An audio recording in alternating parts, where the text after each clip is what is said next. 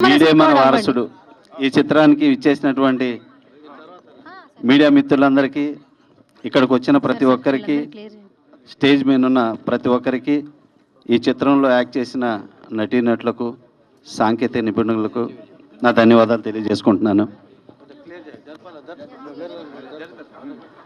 ఈ ట్రైలర్ చూసాం, సాంగ్ చూసాం. ఇది చూస్తే మనకి ఒక శివరాత్రి పండుగ రోజు హుషారు వచ్చినట్టు, ఒక సంక్రాంతి పండుగ హుషారు వచ్చినట్టు, అంత మంచి హుషారు వచ్చింది. ఉప్పు రమేష్ మన టి రాజేంద్ర గారిలాగా, భాగ్యరాజ గారిలాగా, పాండ్యరాజు గారిలాగా, ఒక దాసనారాయణరావు గారిలాగా అన్ని శాఖలు ఆయనే చేశారు.